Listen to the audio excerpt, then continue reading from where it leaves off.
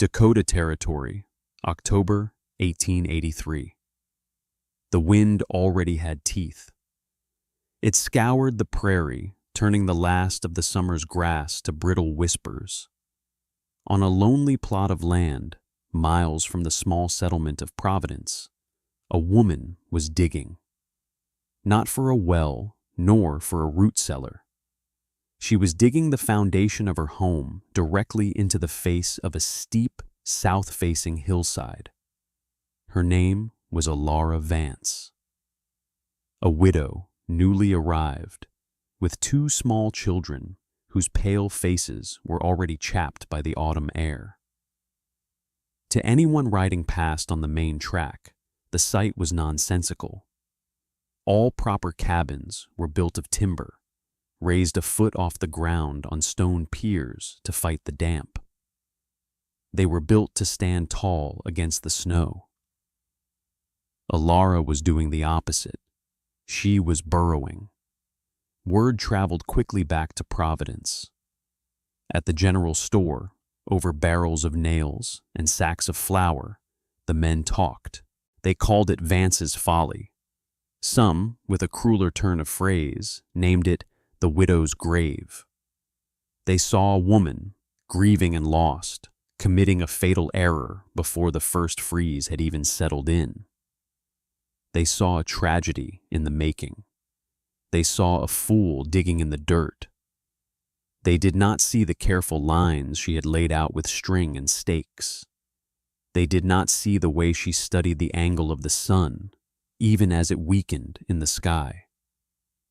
They did not see the knowledge held in her hands, a knowledge that came from a different land, a different way of thinking about the earth itself.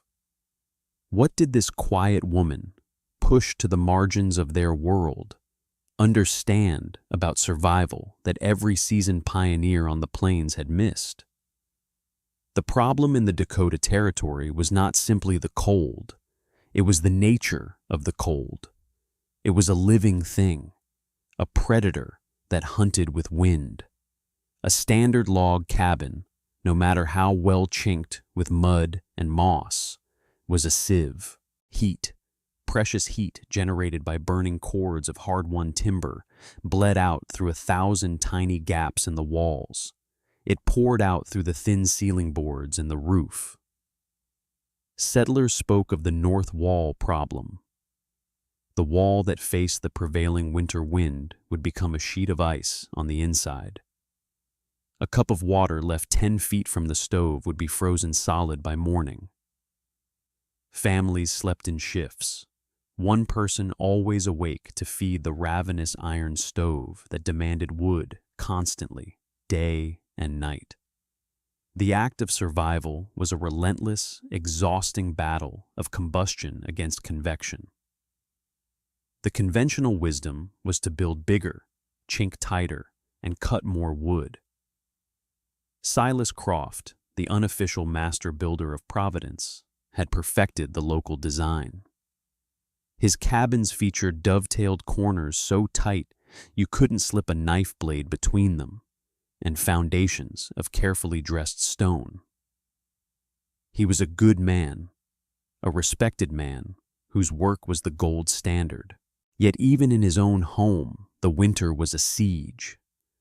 The cold was an enemy that always found a way inside. Alara Vance knew nothing of dovetailed corners. Her knowledge was of a different material. She had been born in a Welsh quarry town where the hills were scarred with human enterprise. Her father had not been a carpenter. He had been a blaster, a man who read the seams in rock and understood the immense, unmoving weight of the earth. She grew up in a house built of stone, its back wall nestled into the hillside itself. She remembered the quiet, steady cool of the home in summer and the deep, unshakable warmth in winter. Her father used to say the earth had a long memory for temperature. It did not chase the whims of the sun and wind. It held its own counsel. While the air outside might swing 100 degrees from summer to winter, the earth, just a few feet down, remained in a state of perpetual, temperate grace. That was the knowledge she carried with her, more valuable than any piece of furniture she'd managed to bring west. When her husband Thomas had died of fever on the trail, her journey had ended abruptly in Providence. The settlers were kind in their way, but the best land was long claimed. She was offered a marginal plot nobody wanted, a steep, scrubby hill and a small, rocky creek bed. To them, it was useless for farming and too exposed to the wind. To Alara, looking at the high, south-facing slope, it was the only plot she would have chosen. She began the work with a spade and a wheelbarrow her husband had built. First, she excavated the footprint of her home, a rectangle 24 feet long and 16 feet wide, driven straight into the hillside. The work was brutal. The topsoil gave way to dense, clay-rich earth, then to layers of shale that had to be broken with a pickaxe. The men from the settlement would sometimes stop and watch, shaking their heads in pity or disbelief. She ignored them, her movements economical, her focus absolute. Once the space was cleared, she did not start building with wood. She and her 2 young children, Samuel and Lily, spent days hauling stones from the creek bed. They were not large, handsome stones for a hearth, but flat, manageable pieces of slate and granite. She laid a dry stack foundation wall at the front of the excavation, the only part of her home that would truly face the open air. This was work she understood intimately, fitting the stones together like a puzzle, using smaller pieces to chink the gaps. Silas Croft eventually felt obligated to intervene. He rode out one afternoon, a man whose authority was built on timber and tradition.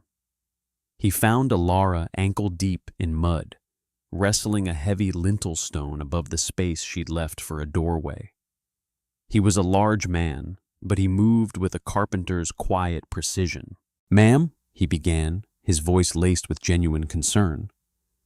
"I mean no disrespect, but this won't do. The ground itself will be your enemy here." Alara paused, wiping a streak of dirt from her brow with the back of her wrist. She looked at him, her eyes clear and steady. She did not offer a defense. She waited. Silas continued, laying out his expert opinion like a set of blueprints. "That earth," he said, gesturing at the sheer, excavated wall behind her. "It holds the damp. Come spring, meltwater will seep right through. In winter, the frost line will drive 6 feet deep. The ground will freeze solid around you, and it will suck every bit of warmth you make right out of the air. You're building a root cellar, not a home. It will be a tomb." His argument was logical. It was based on everything he knew about building in this unforgiving climate. He was describing the predictable behavior of damp, exposed earth. He was right, according to the rules he knew. Alara finally spoke. Her voice was quiet, but it held no trace of doubt. "The earth keeps a steady hand, Mr. Croft," she replied simply. "I am only asking for its shelter." He tried again, pointing to the small pile of logs she had managed to acquire. "You don't have enough timber for proper roof joists, let alone a second wall. You're planning to use the earth as 3 of your walls. It's a mistake that will cost your children their health." "The timber is for the front and for the roof," she confirmed. "The earth will do the rest." Silas Croft shook his head slowly, a deep sadness in his eyes. He saw a stubborn woman choosing a path to ruin. He had offered his expertise, the accumulated wisdom of his trade, and she had politely ignored it. He tipped his hat and rode away, feeling he had done his duty and dreading the winter to come. After his visit, the community's view of her project solidified. It was no longer just a folly. It was a willful act of ignorance. The name Vance's Burrow became common parlance at the trading post. Men would joke about checking their trap lines near her hill in case she'd started raising badgers. The women of the settlement worried for her children, whispering about consumption and the bone-deep chill that came from sleeping on the damp ground. Alara was isolated, her project a public spectacle of perceived incompetence. But she was not building a simple cave. Her design was a system, an engine powered by the earth itself. After setting the heavy timbers for the roof, she did not cover them with sod and forget them. First, she laid a thick layer of dried prairie grass for insulation. On top of that, she hauled buckets of the heavy clay she had excavated and packed it down, creating a dense, impermeable layer. Finally, she replaced the topsoil, encouraging the native grasses to reclaim the roof. From a distance, her home would eventually disappear back into the hillside it came from. The front wall was the only part that resembled a traditional cabin. It was made of timber, with 2 large south-facing windows and a single sturdy door. But this wall was not the beginning of her home. It was the end of a carefully constructed entryway. She had dug a trench leading to the door, 5 feet deep and 10 feet long, lining its walls with more stone. This was her cold sink. It was a simple trench that acted as a trap for the heaviest, coldest air, preventing it from spilling directly into the living space every time the door was opened. The most critical component, however, was the one no one could see. Long after the main excavation was complete, she began to dig again from the back of the interior space. She drove a narrow shaft upwards through 10 feet of solid earth until it broke through to the surface high up on the hillside. She lined this shaft with flat stones, creating a smooth, insulated chimney. This was not a chimney for smoke. It was a chimney for air. Her system was a living, breathing thing. The south-facing windows were its eyes, designed to drink in the low winter sun, warming the dark stone floor and the packed earth walls. These materials constituted the heart of the design, the thermal mass.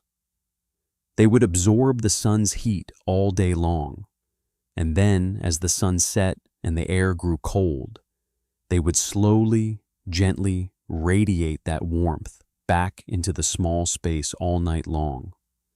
The small wood stove was not the primary source of heat. It was a supplement, a booster for the system. And it played a second, crucial role. The heat from the stove would create a powerful updraft in the stone-lined ventilation shaft at the rear of the home. This updraft would pull the warmest, stalest, and most humid air from the ceiling and expel it harmlessly outside. This, in turn, created a gentle, negative pressure inside the cabin, which drew fresh, cold air in through a small, dedicated vent near the stove itself. This was the genius that Silas Croft and the others could not comprehend. His fear of dampness was valid for a static, unventilated cellar. But Alara had not built a cellar. She had built a lung. The constant, slow-moving circulation of air, drawn by the thermal siphon of the ventilation shaft, would pull moisture out of the living space before it could ever condense on the walls. The air would remain fresh and dry. The earth was not her enemy.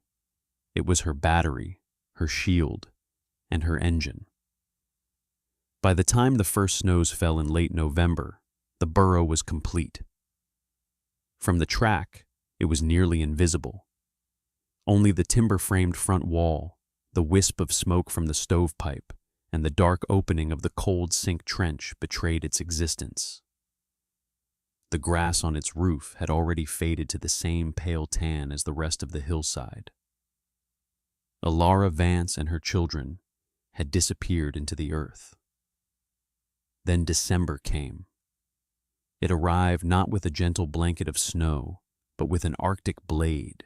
A weather system of unprecedented scale descended from the north, a vast, swirling mass of air so cold it felt like a physical weight.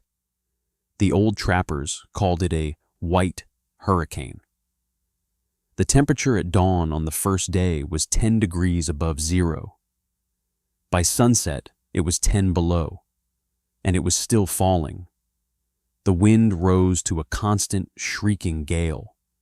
It picked up the loose snow from the plains and turned the world into a churning, blinding whiteness. Visibility dropped to zero. The distance between a man's cabin and his barn became a life-threatening journey. The sun vanished behind a permanent, slate-gray ceiling of ice crystals. In Providence, the siege began. The wind, a relentless, invisible demon, tested every joint and seam of the wooden cabins. It forced its way through the chinking, around the window frames, under the doors. The fine, dry snow came with it, coating the floors in miniature drifts. The sound was a constant moan, a chorus of 1,000 tiny failures in the structures meant to keep the cold at bay. The battle for warmth became desperate. Families that normally used a certain amount of wood in a week were burning through it in a day. The carefully stacked cords of oak and ash, meant to last until March, were shrinking at an alarming rate. The rhythmic sound of axes splitting more logs became a frantic, irregular punctuation in the howl of the wind. Inside the homes, life contracted. Families abandoned all rooms but one, hanging blankets over doorways to create a small, defensible space around the stove. They huddled together, wrapped in every layer they owned. Water buckets froze solid just inside the door. Ink froze in its wells. The rime of frost on the inside of the north walls grew thicker each day, a crystalline map of the losing war against the cold. Silas Croft, the master builder, found himself in the same predicament as everyone else. His home, the best-built structure in the county, was failing. The wind, which he had always respected, had become a malevolent force that exploited weaknesses he never knew existed. He stuffed rags into the gaps that appeared around his window frames. He watched the frost climb his expertly fitted walls. He was burning through his woodpile at a terrifying pace.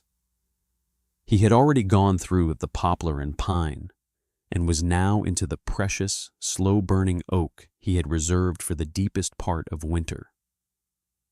The stove glowed a dull red, yet the heat seemed to vanish as soon as it left the iron. His wife and children were bundled in their beds, their breath crystallizing in the air. His expertise, his reputation, his certainty, all of it felt like a mockery in the face of this overwhelming cold. On the third day of the storm, a thought began to gnaw at him, a cold, sharp thought that cut through his own misery. Ilara Vance, the widow in her burrow. He had pictured it 100 times.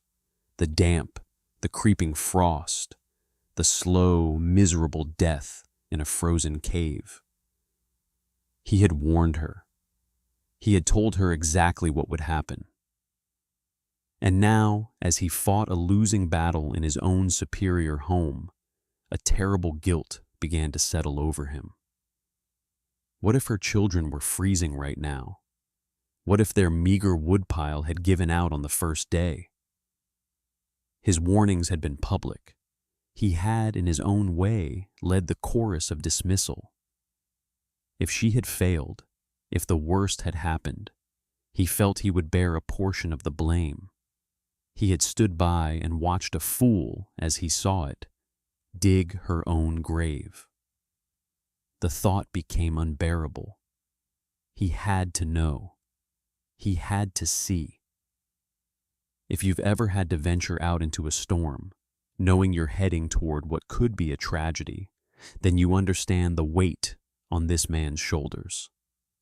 And if you believe that sometimes the greatest discoveries are made when we are forced to confront our own failures, hit that like button right now. The answer Silas Croft was about to find would not only change his life, but the future of the entire settlement. The journey to Vance's Folly was an act of sheer will. Silas wrapped himself in canvas and oilcloth, pulling a thick wool scarf over his face until only his eyes were exposed. The moment he stepped outside his door, the wind tore the breath from his lungs. The air was not cold, it was caustic. It burned his skin. The snow was not soft powder, it was a horizontal blizzard of sharp, icy needles. He could not see more than 10 feet in front of him. He navigated by memory, by the feel of the land beneath his feet, keeping a line of fence posts on his left as long as he could. The snow was drifted waist-deep in places, forcing him to flounder and heave his body through it. Each step was a monumental effort. The 2-mile walk, a pleasant stroll in summer, became a brutal Arctic expedition. His beard froze solid within minutes. Ice crystals formed on his eyelashes, blurring his vision. He thought, more than once, of turning back. But the image of those 2 small children, pale and cold, pushed him forward. After what felt like an eternity, he stumbled upon the creek bed he knew was near her plot. He followed it, bent double against the wind, until he saw the dark shape of the hillside. He could see nothing. No cabin, no light, no smoke. For a terrible moment, his worst fears seemed confirmed. He had come too late. They had been buried by the snow. He scrambled up the bank, his heart pounding with a mixture of exertion and dread. And then he saw it. It was so small, so subtle, he had almost missed it. A thin, almost imperceptible plume of smoke, rising from a simple stovepipe that barely cleared the surface of the snow-covered hill. It wasn't the thick, panicked smoke of a fire being desperately fed. It was a calm, steady breath. Then he saw a faint, rectangular glow at the base of the hill. It was her windows, covered in snow, but radiating a soft, warm light from within. He half slid, half fell down into the trench of the cold sink. The difference was immediate. Down here, out of the direct assault of the wind, the world became quiet. The shrieking gale was replaced by a dull, overhead roar. The air was still. He stood before her door, a simple plank construction, and hesitated. He was about to witness the result of her great experiment. He braced himself for what he might find inside and knocked, his frozen knuckles making a dull thud against the wood. The door swung inward. It was not a blast of frigid, stale air that met him. It was a physical wave, a silent, gentle, undeniable wave of dry, comfortable warmth. It washed over his frozen face, melting the ice in his beard. It was the kind of warmth he had not felt in 3 days, the deep, pervasive warmth of a home, not just a shelter. He stood there, blinking, his eyes adjusting to the soft lamplight.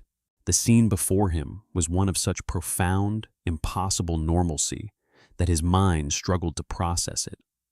The 2 children, Samuel and Lily, were sitting on a sheepskin rug on the floor, playing with small wooden toys.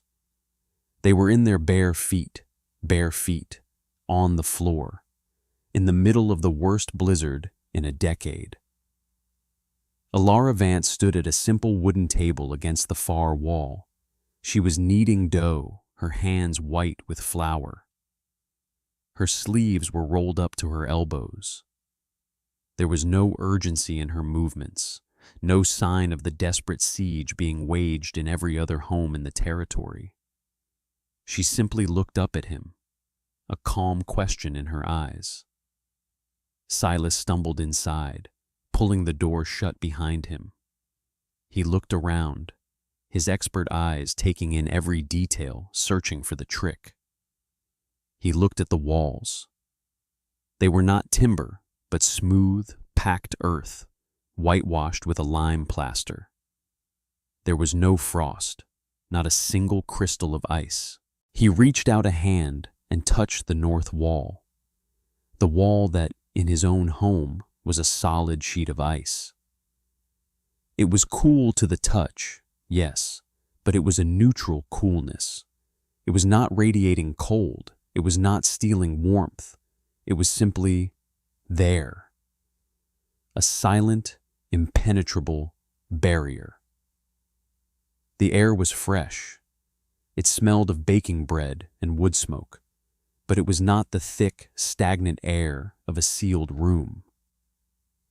He could feel a slight, almost imperceptible movement of air, a gentle circulation that kept the space from feeling stuffy.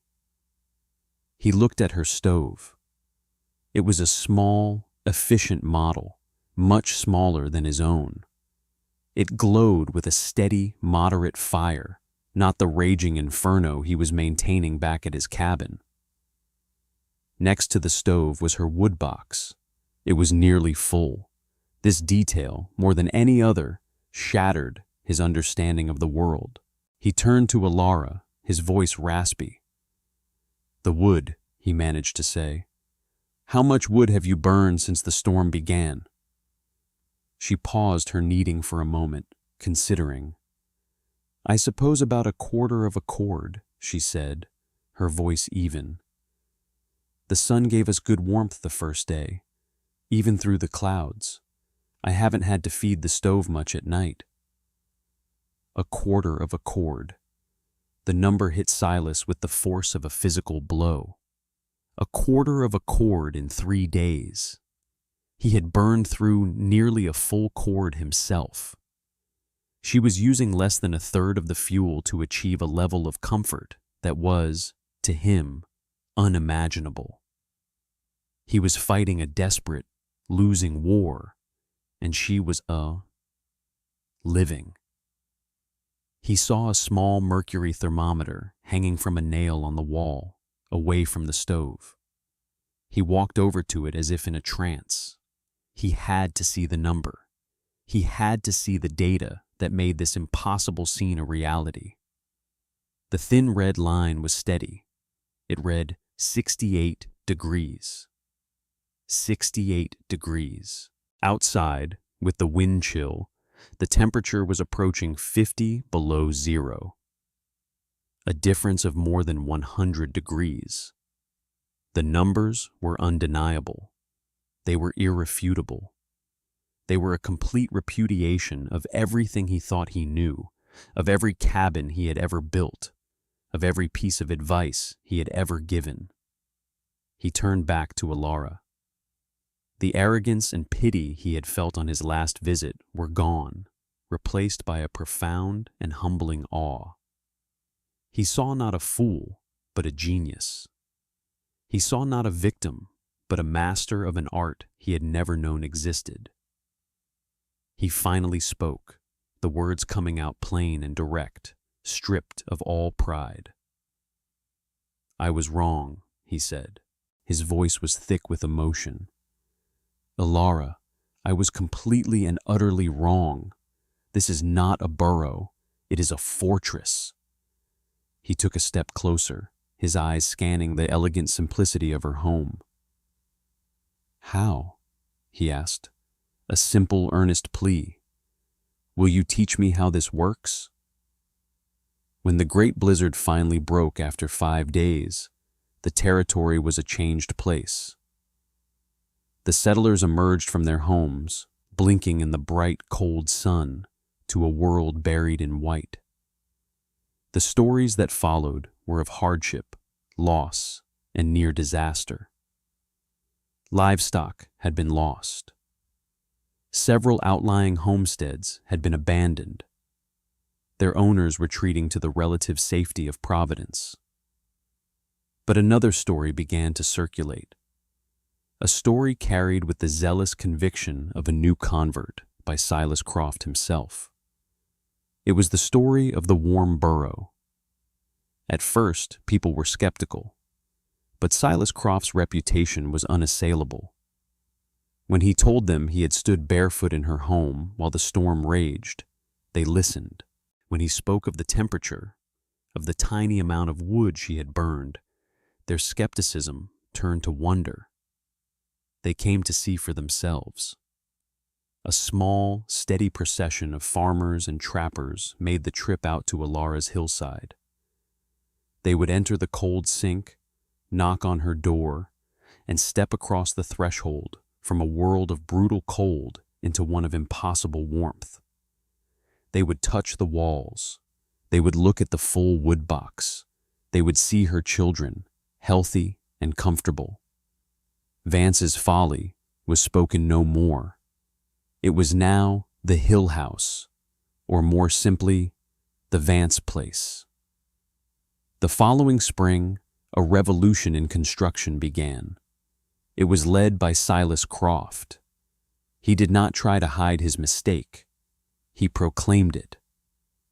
He spent hours with Alara, not as a master builder, but as a humble apprentice.